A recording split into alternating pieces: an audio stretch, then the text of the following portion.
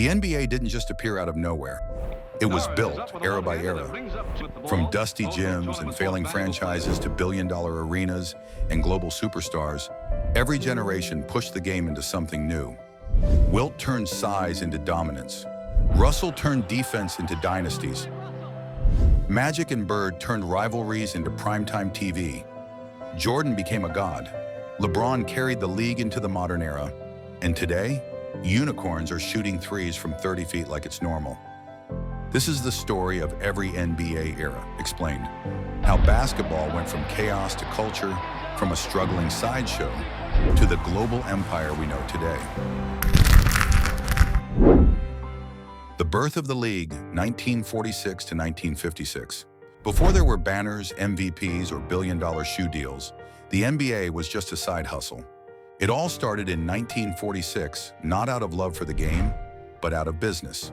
Hockey arenas sat empty on off nights, so owners created the Basketball Association of America, a filler league. The very first game tipped off on November 1st, the Toronto Huskies versus the New York Knicks. They had to bribe fans to show up with free admission if you were taller than 6 feet 8 inches. It wasn't pretty, more pushing than finesse, more chaos than skill, but it was a start. Early on, teams came and went like bad halftime acts. The Pittsburgh Ironmen, the Detroit Falcons, the Cleveland Rebels, entire franchises folded mid-season. Some players smoked on the bench. Others held second jobs to make rent. It wasn't glamorous, it was survival. In 1949, the league swallowed up its competition, the NBL, and finally rebranded as the National Basketball Association. And right when they needed a star to believe in, one arrived. George Mikan was a 6'10" revolution in goggles and knee pads. He looked like an accountant but played like a wrecking ball. With his soft baby hook and unstoppable size, he led the Minneapolis Lakers to 5 championships in 6 years. They had to widen the paint and ban goaltending because of him. He was the NBA's first rule breaker and first superstar. But the real transformation came in 1954, when the league introduced the 24-second shot clock. Before that, teams could stall for minutes at a time, killing games and fan interest. The clock forced action, sped up tempo, and brought basketball to life. Scoring soared, so did ticket sales. By 1956, the NBA was still regional, still clunky, but it had legs. A new kind of game was forming, faster, flashier, and one step closer to what we now call basketball. The NBA had finally found its heartbeat, and it was about to meet the man who turned it into a dynasty. The Russell era and Celtics dynasty, 1957 to 1969. If George Mikan built the house, Bill Russell turned it into a fortress. When Russell joined the Boston Celtics in 1956, the NBA was on the edge of transformation. Games were still half-court battles, and offense ruled the headlines. Then came Russell, and he flipped the script. At 6'10", Russell wasn't a scorer. He didn't care about stats. He cared about stops, about rebounds, about the scoreboard. He played like defense was a religion, and he converted Boston into believers. From 1957 to 1969, the Celtics didn't just win, they suffocated the league. 11 championships in 13 years. That's not a typo. Red Auerbach built a machine around Russell, with Bob Cousy dishing, Tom Heinsohn scoring, and Sam Jones closing. And at the heart of it all, Russell, reading every angle, calling out screens, blocking shots before you even took them. But even legends need rivals, and Russell had one that defined an era. Wilt Chamberlain. Wilt was the most unstoppable stat line ever printed. 7 feet 1 inch, freakishly athletic, and unguardable. He scored 100 in a single game, averaged over 50 points a season, dominated everyone except Russell. Their battles weren't just about buckets, they were philosophical. Wilt played for numbers, Russell played for banners, and more often than not, it was Russell who walked away with the ring. This was also when the NBA's first wave of true superstars exploded onto the scene. Jerry West, Oscar Robertson, Elgin Baylor. These weren't just great players, they were artists, Robertson averaged a triple-double. West was called Mr. Clutch. Baylor jumped so high it felt like gravity gave him a pass. Meanwhile, off the court, something even bigger was happening. The NBA was integrating. Black athletes weren't just playing, they were dominating. Russell, a fierce civil rights advocate, became the league's first black superstar, and later its first black head coach. The only problem? Nobody was watching. TV ratings were low, finals were barely televised, the league was rich with talent but lacked cultural traction. The Celtics were historic, but often unseen. The game was evolving, but once Russell retired, the throne was empty. And that's when the NBA descended into pure chaos. The post-Russell chaos and ABA challenge, 1970 to 1976. When Bill Russell retired in 1969, he left behind a dynasty and a power vacuum. Suddenly, the Celtics were human. The league had no dominant force.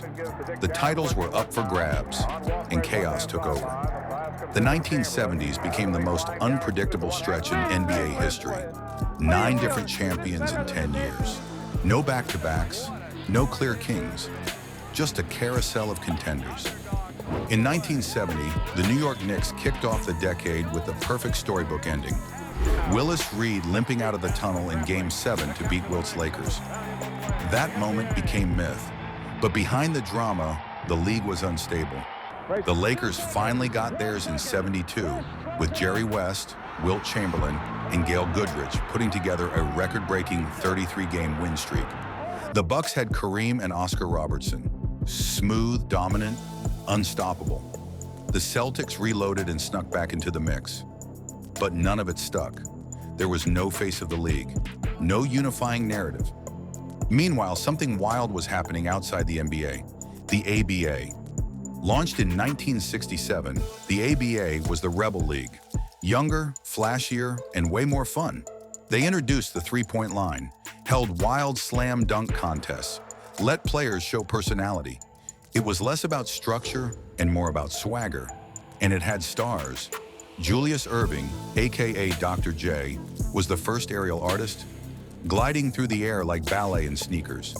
The ABA was broke, but brilliant. And by the mid-70s, they were stealing attention and talent from the NBA. The two leagues fought for players, contracts, and cultural relevance, but the NBA had the bigger TV deals. So in 1976, the ABA-NBA merger happened. 4 teams came over: the Nuggets, Pacers, Spurs, and Nets. The rest folded. But the ABA left behind more than teams. It left behind style, flash, freedom. It gave the NBA its edge. Still, the league wasn't thriving. Ratings were shaky. Drug use was rampant. Star power was scattered. The NBA was still sinking. What it needed now wasn't just stars. It needed salvation. The Dark Ages, 1977 to 1979. The merger was supposed to save the NBA. Instead, it exposed just how broken things really were. By 1977, the ABA style had arrived. The dunks, the flash, the three-pointers. But the league had no identity, no face, no flagship rivalry.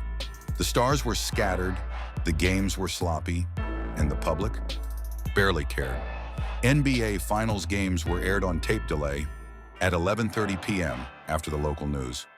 The league had stars, they just didn't stick.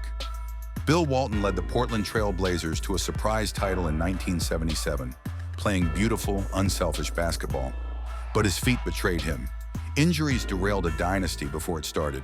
The Sonics, Bullets, and Bullets again all had their moments, but none of it moved the needle nationally.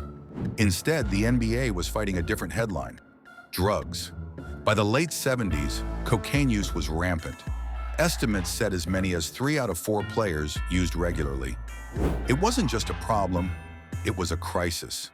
Players were overdosing, reputations were tanking. Fans, especially white suburban families, tuned out. The league was labeled too black, too wild, too risky. Add to that the rising tension on the court. Fights were common.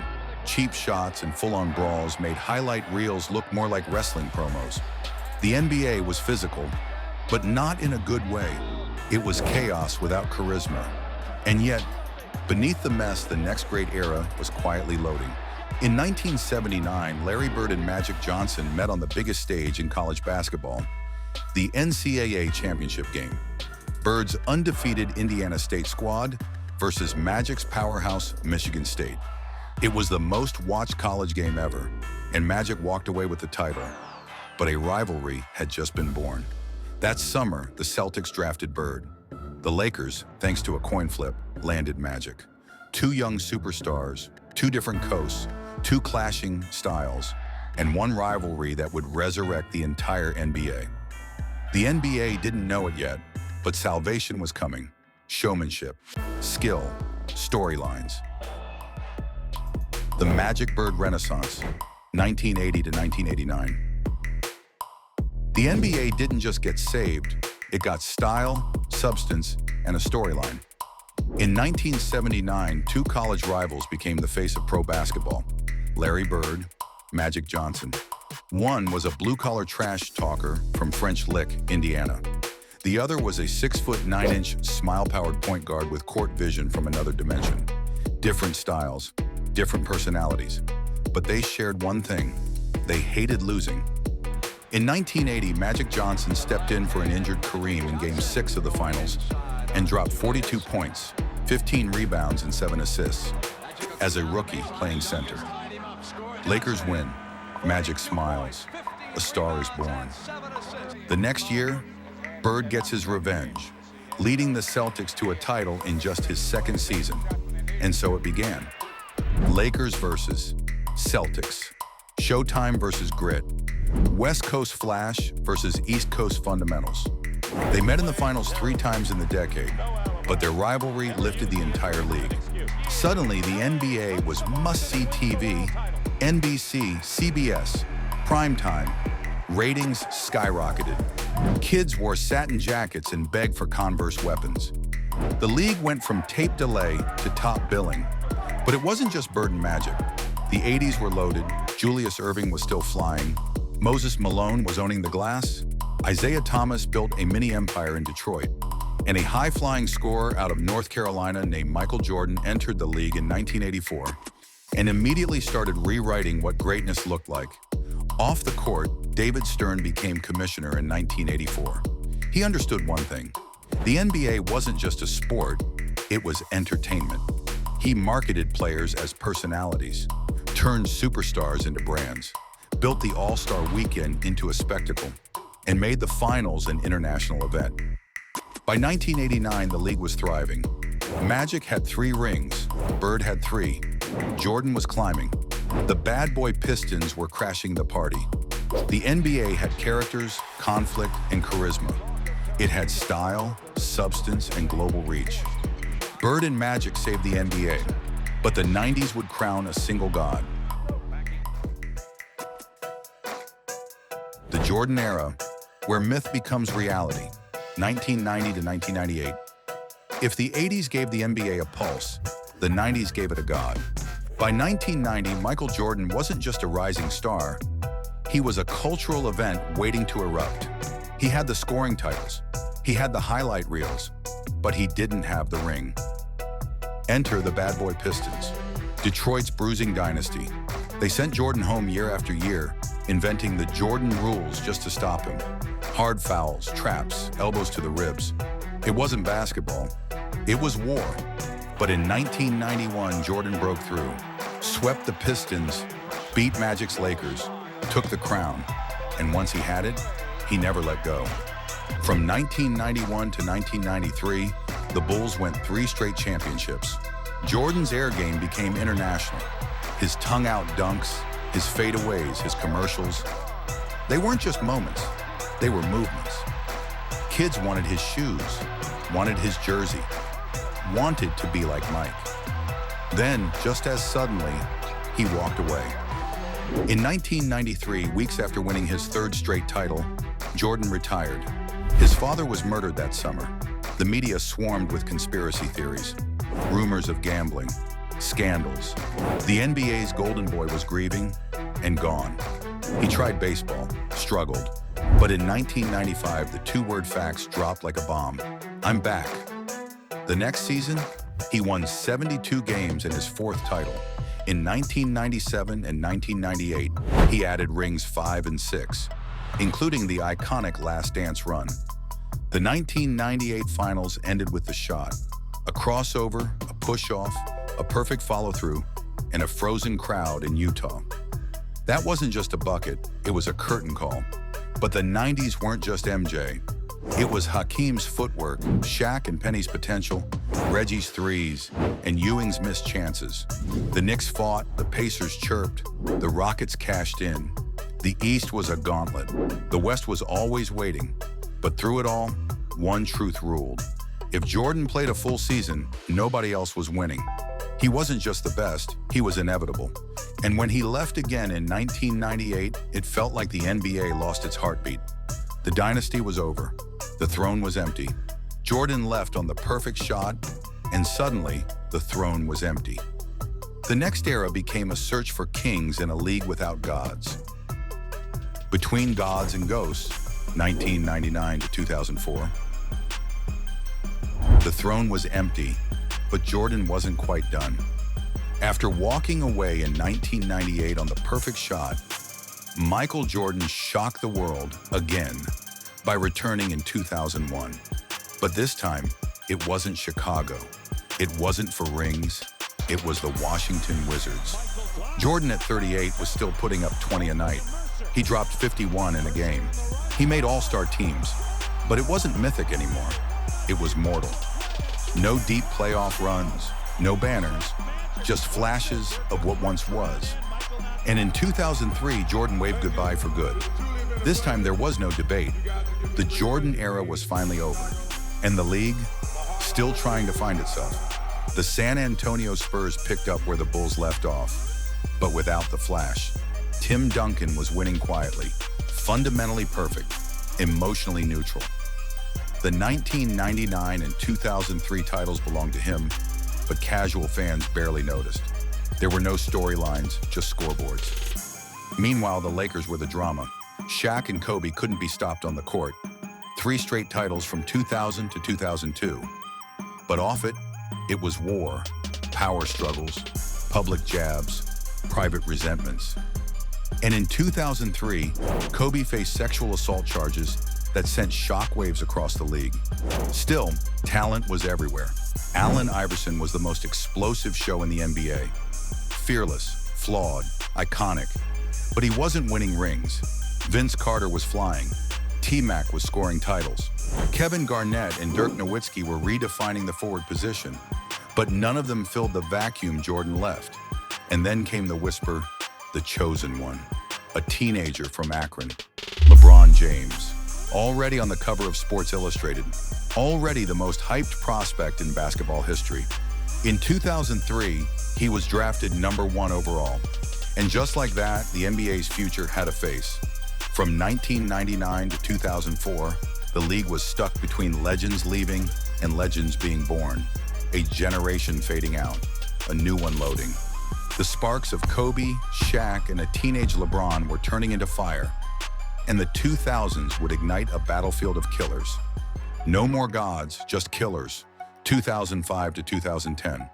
The Jordan era was over, but the stars, they were multiplying.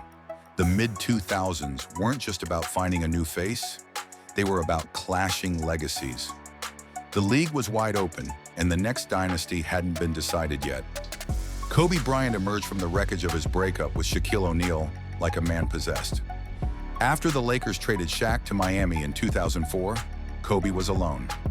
No co-star, no safety net, just fury. He dropped 81 points in a single game in 2006, the second most ever. He had back-to-back scoring titles. He wanted rings. He wanted respect. Meanwhile, Shaq wasn't done winning. In Miami, he teamed up with a young, fearless guard named Dwayne Wade. Flashy, fast, and fearless, Wade took over the 2006 playoffs.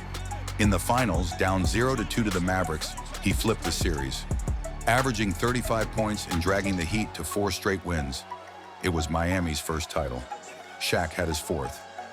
Wade had his coronation, and suddenly, the NBA had another rising face. Then came LeBron James, the chosen one, living up to the hype. His rookie season was electric. His sophomore season was dominant. And by 2007, he carried a flawed Cavs team all the way to the finals. They got swept by the Spurs, but the message was clear. LeBron wasn't the future, he was the now. The league was loaded.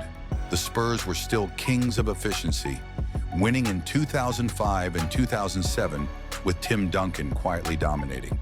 The Suns, with Steve Nash and their 7 seconds or less offense, rewrote how basketball looked: fast, free, and fluid.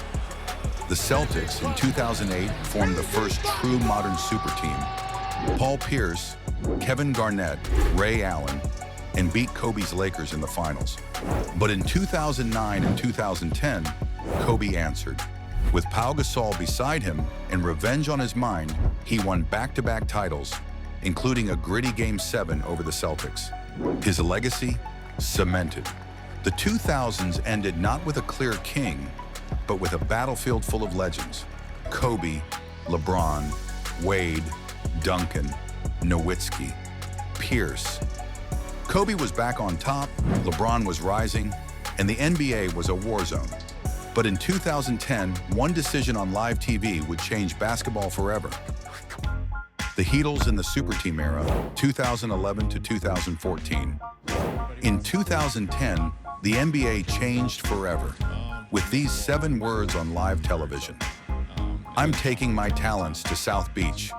With that one sentence, LeBron James torched his hometown image, formed a super team with Dwayne Wade and Chris Bosh, and became the league's biggest villain overnight. The Miami Heat weren't just a basketball team. They were a cultural lightning rod. They called themselves the Heatles. They danced during intros. They promised not 1, not 2, and fans hated them for it. The league had never seen this level of star consolidation before. Not this orchestrated, not this public. And in 2011, karma came quick. The Heat lost in the finals to Dirk Nowitzki and the Dallas Mavericks, one of the most poetic upsets in league history. Dirk, the loyal soldier who never left Dallas, outdueled 3 Hall of Famers. It was heartbreak for Miami and redemption for everyone who hated the shortcut. But LeBron came back different. He sharpened his game, embraced the hate, became a more complete player, and in 2012 and 2013, the Heat went on a tear. 2 straight titles, including a 27-game win streak and that Game 6 comeback in the 2013 finals. Ray Allen, corner 3, history. But it wasn't just Miami. This era was loaded. Kevin Durant and Russell Westbrook turned Oklahoma City into a powerhouse. Derrick Rose became the youngest MVP in history. Lob City brought Showtime back to Southern California. The Spurs were still there, older, smarter, deadlier. And in 2014, they got their revenge. San Antonio dismantled Miami in 5 games. With surgical ball movement, unselfish play, and a young star named Kawhi Leonard rising to the moment. It was the Spurs' 5th ring and the end of Miami's reign. By 2014, the league had changed. Super teams were the new blueprint. Loyalty was optional. Legacies were judged by rings, not roots. The Heatles proved super teams ruled the NBA. But a baby-faced assassin was about to break the entire game from 30 feet away. The Warriors dynasty and the three-point revolution, 2015 to 2019. The NBA didn't just evolve, it broke. In 2015, a 6-foot, 2-point guard named Steph Curry broke basketball. He wasn't built like a star. He didn't fly through the air. He didn't scream for attention. But when the ball left his hands, defenders turned to look, and fans stood to cheer. He made the impossible feel normal.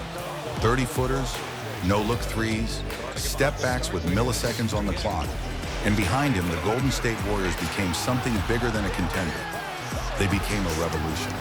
In 2015, they won 67 games in their first title in 40 years. Steph won MVP. And just like that, the NBA's power balance flipped. But they weren't done. In 2016, Curry leveled up, becoming the first unanimous MVP in league history. The Warriors won 73 games, the most ever.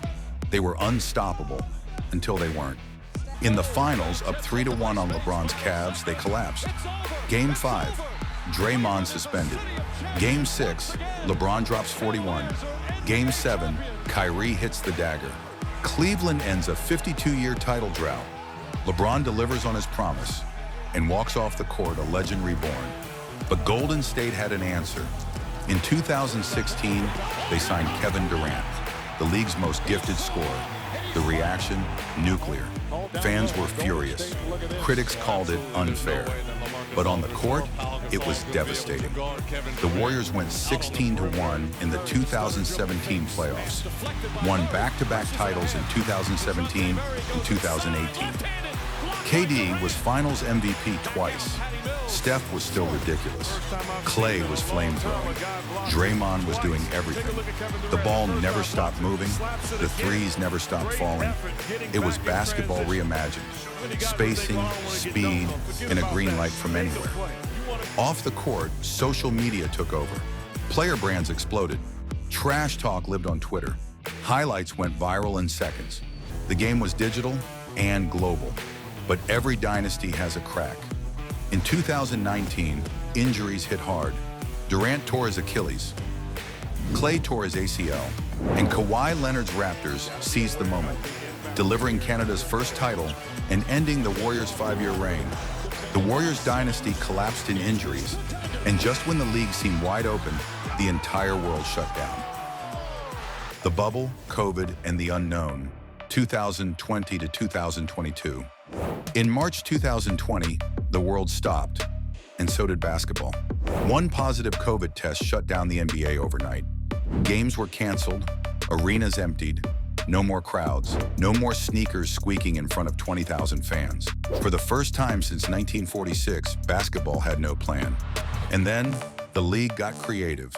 They built a bubble at Disney World. One hotel, one gym, 0 fans. Hundreds of players locked down for months, isolated from their families, tested daily. It felt surreal, but it worked. No infections, no delays, just pure, uninterrupted basketball. And in that eerie silence, the Lakers rose. LeBron James, in his 17th season, led a title run that felt part dominance, part tribute. Kobe Bryant had passed away just months earlier. The pain was still fresh. And in the bubble, LeBron and Anthony Davis powered through every obstacle, winning the 2020 title in a near-empty arena. No confetti, no parade, just a legacy cemented. But not everyone saw it that way. Some called it the Mickey Mouse ring. No fans, no travel, no pressure. Others argued it was the toughest title ever. Mentally brutal, physically isolated, emotionally draining. Either way, it was unforgettable. The next 2 seasons brought chaos, shortened off seasons, injuries everywhere, empty arenas. Home court meant nothing. Players tested positive mid-series. Contenders collapsed without warning. In 2021, Giannis Antetokounmpo silenced every doubt, dropping 50 in Game 6 to win Milwaukee's first championship in 50 years. No super team, no shortcuts, just loyalty, dominance, and heart. He stayed when everyone told him to leave and conquered the league his way. Then came 2022, the return of the dynasty. The Warriors were back. Steph Curry, older but still unguardable, led Golden State to their 4th title in 8 years. He finally got his Finals MVP and let the world know. From 2020 to 2022, the bubble crowned the Lakers. Giannis proved loyalty could still win, and Steph reclaimed his throne. But the future had no kings, only contenders. No kings, just contenders, 2023 to present. After a decade of dynasties, the NBA finally shattered into pure chaos and parity. In 2023, Nikola Jokic reached basketball nirvana. Without flash or flair, he led the Denver Nuggets to their first ever NBA championship, averaging near triple-doubles with poetic precision. No ego, no drama, just dominance, and horses waiting back in Serbia. Then in 2024, the league delivered a twist. Boston versus Dallas in the finals. The Celtics, led by Jason Tatum and Jaylen Brown, dominated the series and captured their 18th title. breaking their tie with the Lakers for the most championships in NBA history. It was grit, defense, and depth, and a redemption arc years in the making. But in 2025, it was Oklahoma City's turn. The Thunder, carefully built through the draft, finally cashed in. Shai Gilgeous-Alexander was a certified superstar. Chet Holmgren anchored the defense. Jalen Williams and Lou Dort gave them depth, IQ, and toughness. They beat Indiana in Game 7 of the finals, securing their first title since relocating from Seattle. Not with a super team, not with a trade, with patience, with hoops. But across the West, the Lakers went nuclear. In early 2025, they pulled off one of the biggest trades in NBA history, sending Anthony Davis to Dallas in exchange for Luka Doncic as part of a 3-team deal with the Jazz. 2 All-NBA talents swapped mid-prime. Luka in LA, headlines wrote themselves. It didn't result in an immediate ring, but it restarted the clock. Luka now runs the Lakers, and Hollywood has its next act. Around the league, the talent is unreal. Giannis is still dominant. Wembanyama is something the game's never seen. Tatum, Booker, Shai, Scoot, Cade, Paolo, all rising, all hunting. MVP races are global. The finals are borderless. An expansion looms. Seattle, Vegas. The map is stretching. The league isn't just international, it's planetary. There are no more dynasties, no more guarantees, only contenders everywhere. This isn't just the next era of basketball, it's the most open, balanced, and global era the league has ever seen. From Russell's rings to Jordan's flight, from Curry's range to LeBron's reign, every era rewrote the rules. Some built dynasties, others broke them. And today, the NBA is more open, more global, and more unpredictable than ever. This was every era of the NBA. If you enjoyed the ride, drop a like, hit subscribe, and let us know your favorite era in the comments. This is NBA Explained, and as always, stay legendary.